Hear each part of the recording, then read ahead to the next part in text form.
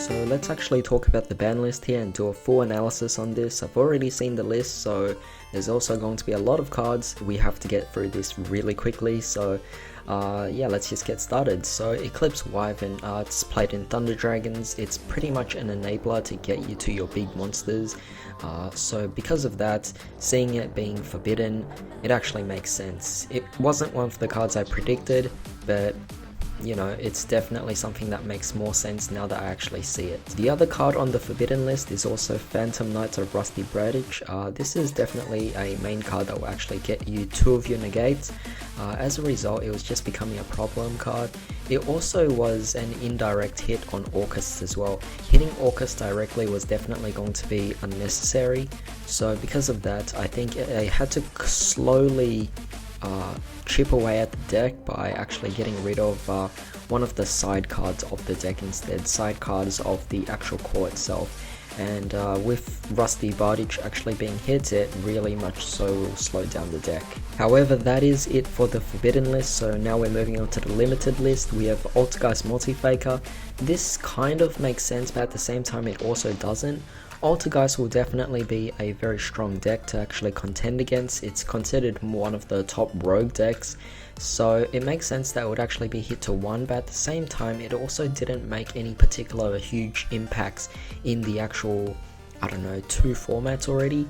So Altergeist Multifaker, it makes me wonder that perhaps Konami is actually trying to do a hard reset here, trying to actually move away any decks that can potentially take the #1 spot, so that they can actually allow new decks to actually come in. And you know, Altergeist, it's not the top deck, but it does have the potential to be the top if the other current top decks right now are actually going to be fully hit. So because of that, it's also going to be part of that slowly dying down decks that Konami's trying to phase out, so that the new stuff can actually come in. I might as well just talk about these two at the same time, but Black Dragon Collar Serpent and White Dragon Wyvern Buster together being limited also makes a lot of sense. Obviously they were just so easy to search out each other. Simply just banish either light or dark depending on which one it is, and you simply get a free special summon, in which case you can go into your Pisty or LP, which is definitely just really easy to help you go for your big combos. One of the enabler cards, definitely makes sense for them to be limited. They didn't have to be banned of course, but this will definitely slow them down. We also have Salamangreat Gazelle. This card going to 1 definitely makes a lot of sense. This was the one that I was actually predicting would go to 1. So yeah, very interesting. And since I've already seen the list, I might as well just bring up Salamangreat Circle as well. Circle at 1 and Gazelle at 1 will definitely slow down the deck a lot. The deck will definitely have to try out something new to actually accommodate for such a loss here. It breaks our consistency a lot. I feel like I'm actually saying a lot here, but you know, it really is a huge deal to lose both Gazelle and Circle to 1 here. That being said, Salamangreats are continuing to get a lot of support. There's a lot of new cards that are actually going to come out for Salamangreats, so I highly doubt that there will actually be a dead deck. They will definitely be slowing down a lot here. Next we have Tempest, Dragon Ruler of Storms. This is one of the weaker Dragon Rulers out there. As a result, it coming back to 1 is no big deal. In fact, it could potentially come back to 2 or 3 as well, given that it actually goes well in this particular format. But when it comes to wind decks, when it comes to wind attribute decks, they are just not good, and overall Tempest coming back won't really make too much of a difference here as opposed to the other Dragon Rulers. Moving on, we have Daigusto Emerald. This is definitely a really cool card to actually come back. It's going to be interesting to see how things interact, because it is essentially a Pot of Avarice that is slightly being nerfed, a nerfed version or slowed down version of Pot of Avarice, but overall it's still a very nice card to actually be able to test out in this particular format. I think it's definitely a little slower than it was at the time of its major prominence, so you know, right now it's looking at about like a $25 card, so hopefully I can get one. It'll definitely be fun to actually test this out during this format. We just went over circles, so we're just gonna skim through that. We have multi-role. Obviously this was also one of those cards that I actually predicted that would actually be on this list as well, so seeing it hit to 1 makes a lot of sense. I mean, I didn't really think Konami would ban it anyway, but hitting it to 1 will slow down the deck quite a bit, because that means negating the 1 right off the bat will actually bring a lot of significance here, meaning that Sky Strikers will definitely struggle during the late game. I also want to talk about Terraforming and Metaverse together as well, because both cards are basically ways of searching up field spells. As we can see, field spells are definitely not something that Konami wants to actually promote in this particular format. As a result, seeing Terraforming and Metaverse both go down to 1. Of course, Metaverse is mostly for Mystic Mind decks. As I can see, it's not being hit at all on this list. It's still at 3. Metaverse is kind of the indirect hit for Mystic Mind here. So because of that, hopefully the deck does slow down and we could actually have a little bit more enjoyment in the format. But either way, we still have 1 Metaverse and 1 Terraforming. I don't think they'll make too much of a big deal anymore. It will slow down a lot of decks. But given they're both at 1, it will be really easy to just put both into a deck that plays field spells. And for the final card, we have Trickster Light Stage. This card just helps produce so many tokens really easily. Potentially giving you 2 tokens is just really good. And the fact that it can also be searched out with Candina as well, and it's part of a actual Trickster engine, it does make the card a lot more consistent than most typical cards that actually generate you tokens. So as a result, seeing it be hit to 1 is definitely going to be a way to actually slow down decks. We could definitely see that Orcus decks have actually incorporated this into it, so seeing it hit to 1 now, it makes it less worth or more pointless to actually incorporate this particular engine into an Orcus deck. Now here's what I'm really excited about, and this is the semi-limited list. It's actually grown quite a bit here. So firstly, we have Chaos Emperor Dragon. Makes sense, it's been errated, it's a really bad card. I mean, they might as well just unlimit the card, because yeah, sure, it's an easy summon, but even so, the effect is pretty lackluster at this point. Then we also have Danger Nessie, Jackalope, and Tsuchinoko. These cards, very interesting that they semi-limit these, because I don't really think it's going to make too much of a difference to actually slow down the dangers. If anything, I feel like dangers kind of got stronger. What I mean by this is that when you're building a deck that actually incorporates the danger engine, there are so many dangers to actually choose from, and as a result, it's kind of difficult for you to actually decide what ratios you want to adjust with your danger engine. But seeing that Nessie, Jackalope, and Tsuchinoko are all at 2, it makes it really easy to just take on these particular 6 cards to actually add in with the additional dangers that weren't hit here as well.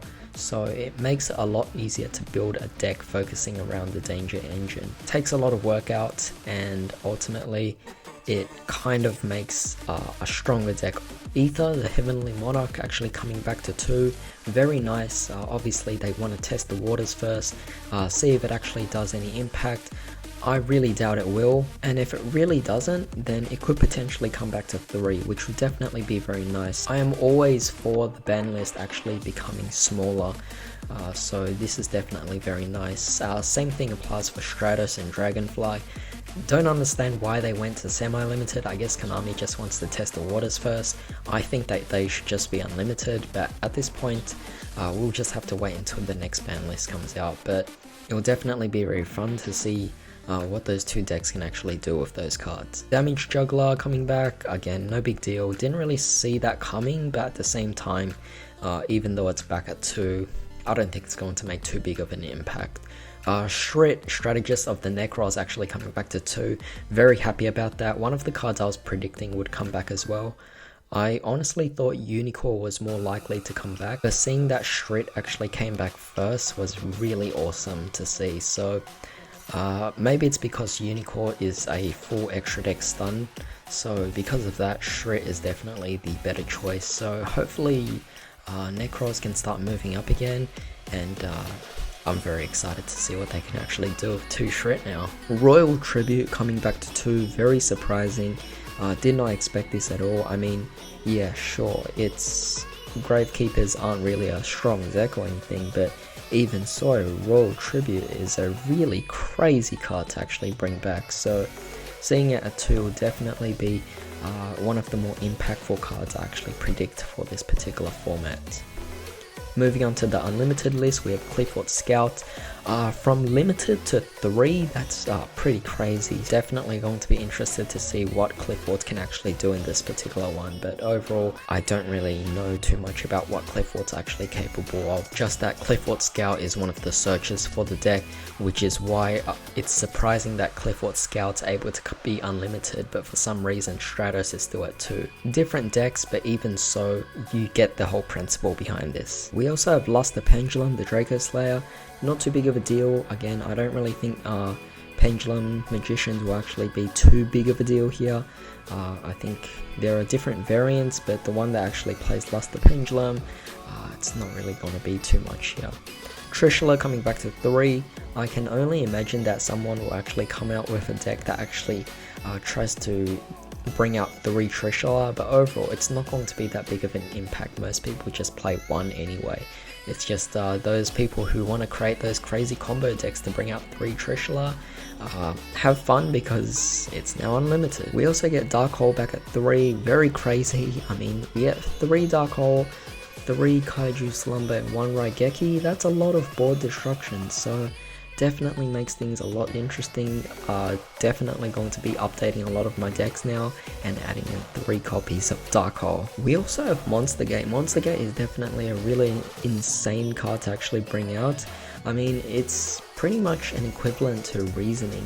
Both those cards are cards that I really would not expect the ban list to release.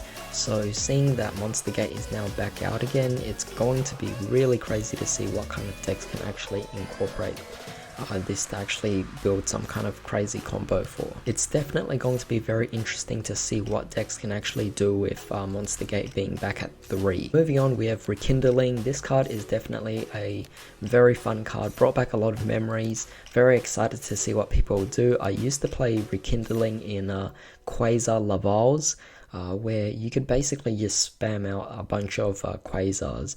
So it's going to be very cool to see how Rekindling actually brings back a lot of fire decks as well. I mean, not just Lavals, but also Fire Fists, Fire Kings. It's going to be very fun to see what happens.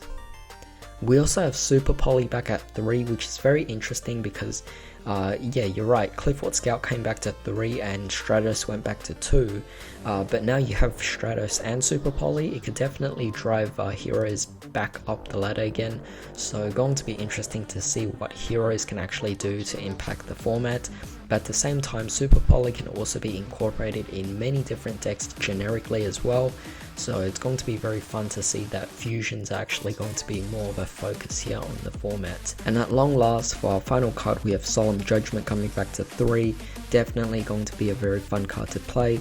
Life points are nothing more than a resource, and the fact that Judgment just halves the life points, it's definitely very nice here. So I could definitely see myself playing 3 of these in Salaman Greats to actually maximize the negation potential here. So definitely going to try and get my hands on 2 more copies of this to actually add to my decks. But yeah, that's pretty much it for this list. Very, very crazy. Will definitely be a big shift in this particular format, and the fact that the next list is coming on October 14th, really, no sooner than October 14th, it's going to be a very long format that we'll have to actually endure if we don't like it. But I do like this list. I think a good majority of people actually do like this list, so because of that, this will definitely be a very fun format to come, seeing a lot of brand new decks actually hopefully take the top spot in the meta here. So yeah, that's pretty much it for my analysis of the ban list. I think the only 2 cards I'm actually very surprised about is Mystic Mind not getting hit and Yugioh. Yugioh is definitely a very interesting card. Seeing that decks can still abuse 3 Yugioh is going to be quite crazy.